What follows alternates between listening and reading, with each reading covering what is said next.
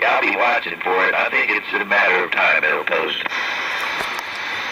Hey, Roger, on that, man. Yeah, definitely.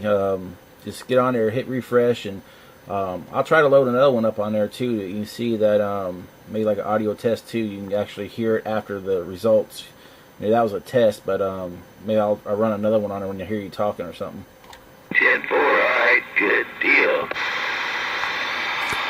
I got a few of them out there on YouTube, but it's that guy in California with that little mobile radio, and yeah, the audio quality is just, he don't have a good setup for it, you know. None of them hi-fi stations that go in there really sound any good on that gate he's running. That's that Pirate Radio 9. He's got a bunch of them.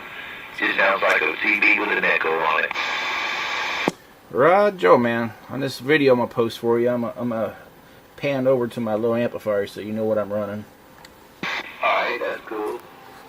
But there's a guy out there, Mr. Radio Man. I heard you say his name earlier. 445 Radio Man or something like that. He posts some pretty good water gates, man. He had one of me, and I come up in there one day. It sounded pretty decent. I liked it. Roger.